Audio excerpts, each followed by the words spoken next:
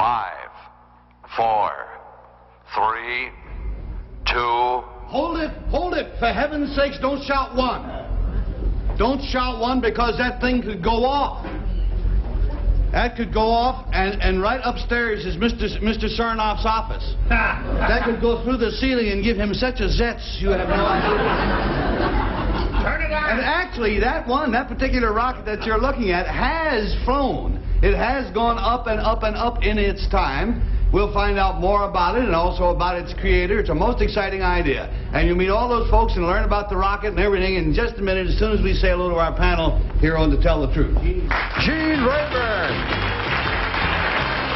Peggy Pass. Bill Cullen. And Jimmy Carlisle.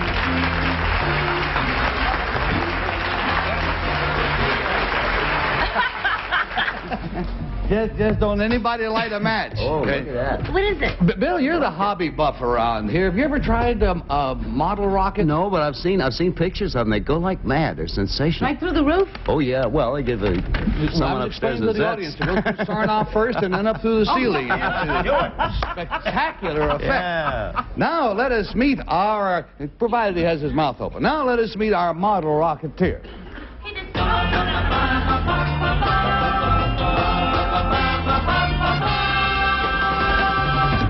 Number 1, what is your name, please? My name is John Meckley. Number 2. My name is John Meckley. Number 3. My name is John Meckley. And of course, panel, your job is to find out who really is John Meckley, and here is his affidavit. It says, I, John Meckley, finished in 2nd place in the National Rocketry Wait a minute now. It says here finished in 2nd place?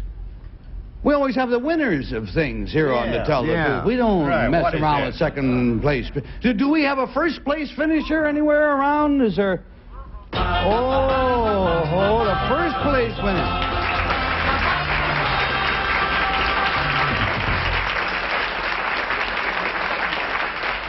Looks like the 2nd generation came in 1st in this contest. We'll have to see about this. Bill, Wendell, you want to ask again? Will do, Gary. Number 1. What is your name, please? My name is Garry Moore, and this is my dad. Number 2.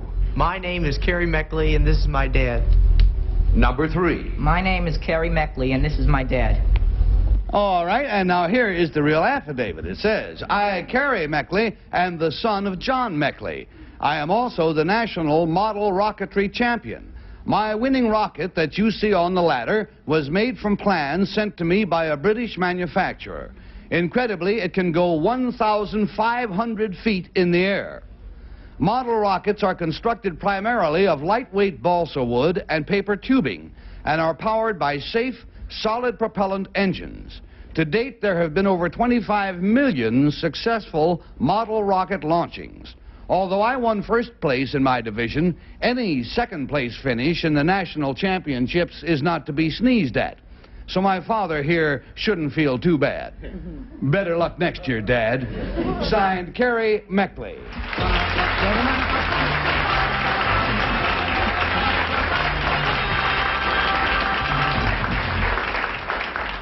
So when we get back from these commercials, you got 6 people you can question, and that's going to be confusing.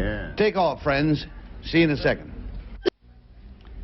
Now remember, panel, we have a kind of complicated procedure here. We have over here 3 boys, all of whom claim to be Garry Moore, the 1st place winner in the National Junior Rocketry Contest. Then we also have 3 men there who claim to be Garry's father, John, who finished not 1st but 2nd in the National Senior Rocketry Contest. And you can question any one of the 6. Either father or son makes no difference. And Bill Cullen, we'll start with you. Okay, Garry, number 3, I am interested in your propellant for this. This is not powder like we know rockets used on the 4th of July, correct?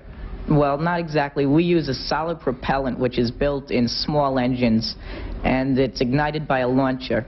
You call this an engine now. Of what does the engine consist, number 3? I'll stay with you. It's a black powder, and it's a solid propellant. Number 1, what sort of, when it goes off... Sorry, Bill, is this son Kerry, number 1? I'll stick to the young fellas there because they were first place. Father was second place. I only talk to winners. Number 1, when this does go into the air, to keep it from tumbling over, you must have some sort of guidance system or gyro system within there. How do you keep it Well, there's in a flight? center of gravity in the middle of the rocket, and with all the thrust, it just goes straight up.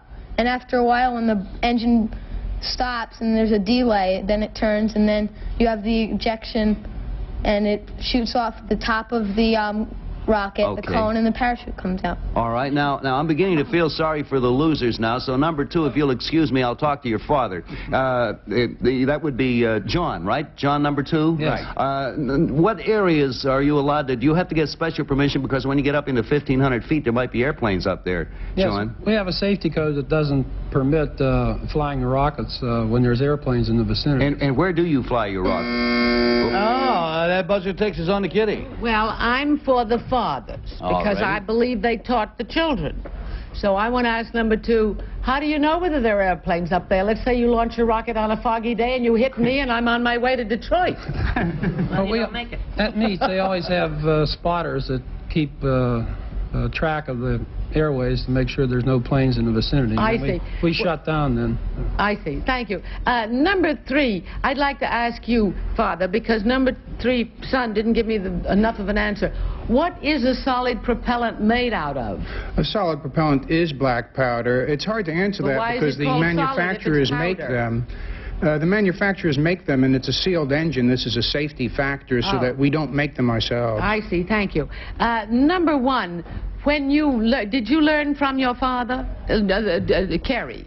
Well, he started first, and then I liked what he did, so I started. Thank you. Number 1, do you do this for a living or do you do it for fun, Father? No, I do it for fun. And number 2... Yeah, that buzz takes us down to Gene Rayburn. Got a million questions. All righty. Okay, number 2, son, Kerry. What kind of fuel did the Apollo 17 use? Liquid propellant. Yeah. And number 3, father, what's LOX? LOX is liquid oxygen. Number 3, son, who was Tom Goddard? It's Robert Goddard, and he was the father of the rocketry. Thank you. Number... You got a million questions, but not all that many answers. Number 1, John, there. You say you're in competition with your son. Not really. Not No? really. We are in different contestant fields. He's in a certain age group, and I, unfortunately, am over 18. Oh. So I'm in a different So, well, number 1, what you're saying is you came in number 2 in your... my classification. And he came in number 1 in his. Correct. I see. Okay, number 2, John, what kind of paint is on that rocket? Lacquer. Lacquer? Yes. And number... And that takes us, please, to Peggy. Thank you. Number 2, Kerry. Is solid safer than liquid propellant or whatever it is, that stuff? Yes, it's more safe and it's easier to use. It's easier to handle. Well, if it's safer, how come the astronauts use the liquid? Well, too much. You can't. Solid won't fit too well in the. You mean you need too much of it, like 7 tons of coal or something? Is that what you mean? Okay. Now, number 1, son, why did you have to send to England? I mean, how did you know that there was a guy in England that made such terrific rockets? Well, I wrote to Estes, and they said it's a company for rockets, and I asked them where I could get more plans, and they suggested that I write to Britain. Thank you. Number 1, still, do Americans make plans for rockets? Sure. Oh, but the British make them better? No, they just said this was a good model. Oh, I see. Okay, now, number 3, father, do you have a radio? You're not going to catch him with his flag down, I'll tell you that. There goes the bell ringing, friends, and that means it's balloting time. The audience and I are going to mark our own mental ballots, and we're going to mark them with number 1. You want the father or the son? Oh, well, whichever, every combination. Yeah, you vote for him as a combination. Are those all real fathers? Number 1, or number 2, or number 3. And, you know, we pay $50 for each wrong guess. We pay $500 if nobody comes up with the right Meckleys, and Bill Cullen starts. Yeah, all the information, as far as I'm concerned, was very good and very accurate, but Gene asked a very quick question of number 2. He said, what kind of paint is on it? And real quickly, he came up with lacquer. and that's something I don't think they would have been rehearsed in, and because of that, just as simple lacquer, I voted for the number 2 contest. All right, we got a 2 showing. And how about you, Kitty? Well, I voted for number 2 for a very simple reason. I don't think they come from a very highly populated area in this country, so they're able to shoot off those rockets and not hit anybody, because I don't know how they can tell if they're up there on a foggy day. Good reasoning. Right, so we got a pair of 2s in Gene Rayburn coming out. Well, Robert Goddard indeed was the father of rocketry, and without him, and it's unfortunate that he was ignored by the Americans so much. He's an unsung American hero in my estimation. Number 3 knew who he was, so I voted for him. All righty, good enough. Pay. Well, you know, I think it could be anybody. I voted for 2 because he said he looked at me when I said that why didn't you use solid state? I guess you couldn't get all that stuff in. How do I know? I just thought he was the one. Well, that's the way it goes. The votes are all in. The other 2, I think Houston should hire them. Yeah, awful good, all 3 of them. Will the real Carrie and John Meckley please stand up? Father and son combination.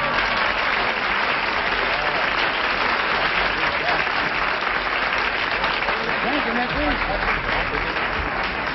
Let's find out about your friends here. Number 1, tell us what your real name is and what you do. My name is Stephen Barlow. I go to the Fieldston School, and this isn't even my dad. Oh, you're very cute together. I'm sorry to hear that.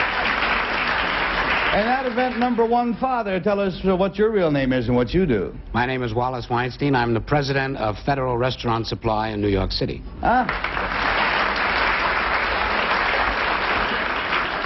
Now, number 3, let's find out if they're for true. Number 3, what is your, Carrie? What is your real name? What do you do? My name is Ken Carlton, and I'm a student at the Ardsley Middle School, and this isn't my real father either. And number 3, what about you?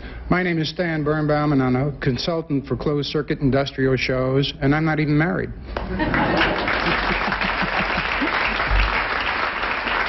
Which puts the young man in rather an embarrassing situation.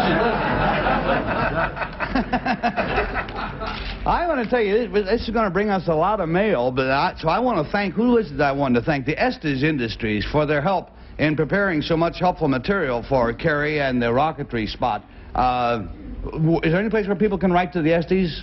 Yes, Penrose, Colorado. Penrose, Colorado. That'll save us a lot of mail. Thank you very much, Carrie, John, gentlemen all.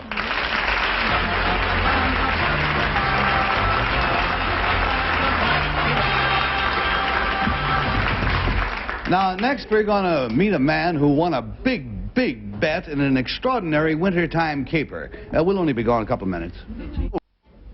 Now, let's say hello to our big better.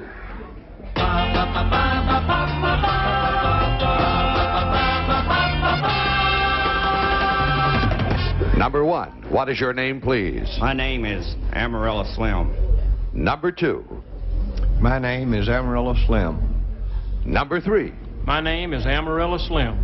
I want to tell you, this affidavit of Amarillo Slim sounds like it was written by Jonathan Winters.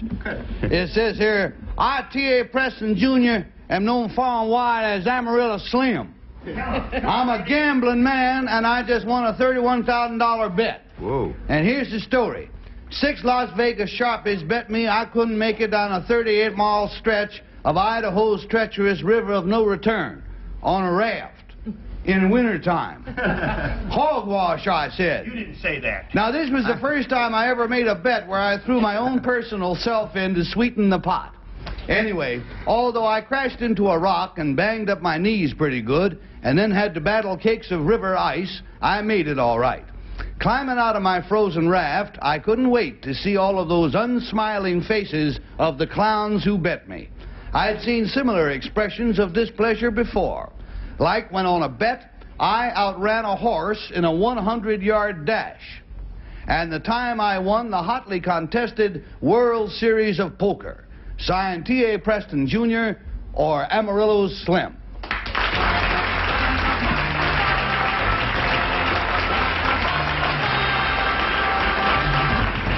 And we'll start with a girl who likes a tidy wager every now and then, Peggy Cass. Thank you. Number 3. You outran a horse in a 100-yard dash. How much weight was the horse carrying? He was carrying one rider, and that was it. Well, was it a very old, lame horse? No, it was a racehorse. Well, how could that be? It was a 100-yard dash, 50 yards there and 50 yards back. And by the time he got turned around from the first 50 yards, I was already back. Okay. Now, number 2, this river of no return, does that mean that nobody who had gone down it before had ever come back? Well, I'm sure people go down it and come back. I definitely did. Well, so I see if you're the right one. Why is it so hard, that river? Is it like worse than the Colorado, shooting the Colorado? Yes, it's a whale compared to the Colorado being a minnow. This is a hazardous river. Thank you, sir, and we're going to go to Bill Cullen. Number 1, in addition to the going down the river and the poker contest and the outrunning a horse, what other kind of wagers have you won? Oh, just about anything I can make money at. Number 2, a World Series of poker. How was that played? I mean, how many entrants were there all at the beginning? There was 54 at the beginning. At the finals, there were 8 of us. And number 3, sticking with the poker bit, because that's something I understand. How many hands of poker were played in order to determine you as the winner? Each entrant put in $10,000, and we paid until I won it all. Number 1, what are the odds against drawing to an inside straight in poker? Oh, about $3/4 of a million to 1. $3/4 of a million. Number 2, do you? And that takes us to Kitty Carlisle. It's fascinating. Number 1, how long did you prepare for this 100-yard dash, or did you just say one evening, I'll do it tomorrow morning? You mean against the horse? Yeah. Oh, I've been doing that all my life. You've been racing against race horses all your life? Anybody wants to make that foolish bet, I'll take them on any time. I've been doing it since I was 16. Oh, well, number 2, how did you get into the betting business? Oh, just by chance. I like to speculate on the outcome of sporting events, anything that's competitive. And then number 3, are you a mathematician?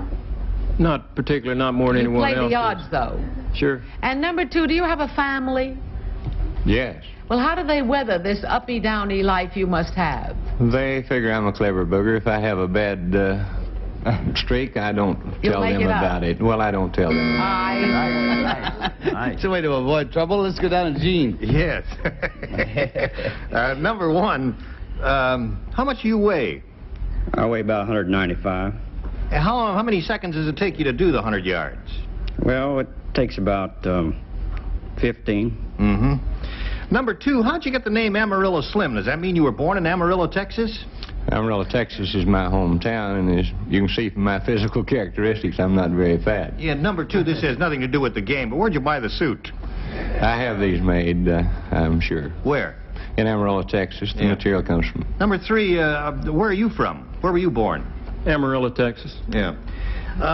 Number 1, what clothing did you wear when you were on that raft? I had a rubber suit. You had a rubber suit? And that's all the time you got, ladies and gentlemen. Mark thy ballots and mark them as accurately as you can for number 1, or number 2, or number 3. I think you know what the penalties are, so we won't go into that, and Peggy starts. Oh, well, he must be a winner because that's a very expensive suit on number 2. And number 1 sure isn't not that you're hefty, my dear, but slim you're not. And, number 3 looks too sensible to race a horse, so I voted for 2. All righty, you got 2 showing. And Bill Cullen. Yeah, from my own personal experience, I know that a human being cannot outrun a horse. You know that. Because I've raced him time and time again. And I never came in better than second. Obviously, the one person here, Amarillo Slim, in his background, is a gambler. And there was one man who studiously avoided using the word bet or the word gamble. He said he likes to speculate on the outcome of sporting events. And by golly, that's a gambler. That's number 2. All righty. Pair of 2s. Good. And Kitty. Well, I've seen Amarillo Slim on television shows, and I also saw him arriving in New York, looking extremely chic and very handsome. But I couldn't resist questioning, so... So you're going to put a 0 down for yourself, which is a disqualification, which automatically counts as a wrong vote, and so we go to Gene Rayburn. I am putting all of my money on slightly corpulent number 1. I believe the 15 seconds sounded legit for me for 100 yards. And lots of time, people who are, sometimes people are nicknamed the opposite. That's right. I'm taking side bets right now. That you run 100 yards in 15 seconds. No, those odds were wrong. I don't believe those odds. No. Well, we'll find out about it. The votes are all in. Will the real Amarillo Slim please stand up? Son of a gun and arrow.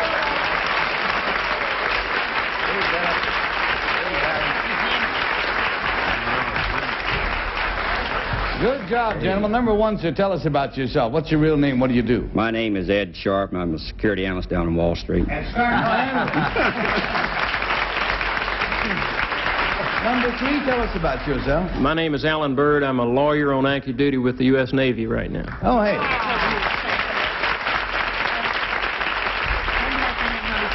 Slim, it says here that you played an Australian Olympic athlete. An Olympic athlete in 4 contests. Yes, sir. What was that about? Well, I went down there primarily to play poker, you understand? Yeah. But occasionally a lot of people give me room when there's poker games. Yeah. So this person asked me if I made propositions, and believe it or not, I do. So we played ping pong, which I can probably beat all 5 of you playing. Yeah. We played regulation tennis, and we played gin rummy, which I'm very proficient at. Yeah. And we also ran a 100-yard dash. Now, this man that said I can't outrun that horse, I'd still like to bet I can, Bill. No, you can do it. I just don't think I can do it. Slim, thank you very much. A fascinating story. Thank you, gentlemen, very much.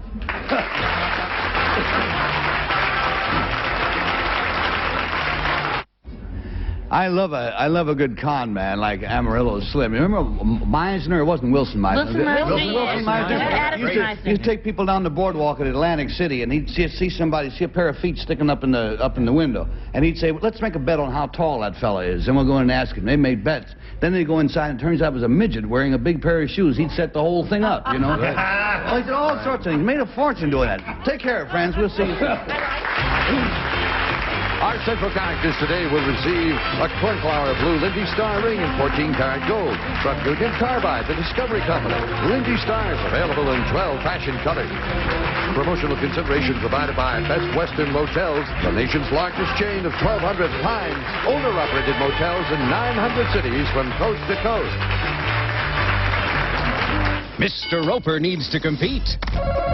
Mr. Howell needs to taunt. Come on. And some stars need to take a deep breath. I'm going to pass out this. The feuding in Hollywood just got a lot more interesting. So let the finger-pointing begin as your favorite stars don their battle attire for Celebrity Family Feud. And it's Richard's job to make sure everyone plays nice. Watch Celebrity Family Feud weeknights at 10 Eastern, 7 Pacific only on Game Show Network.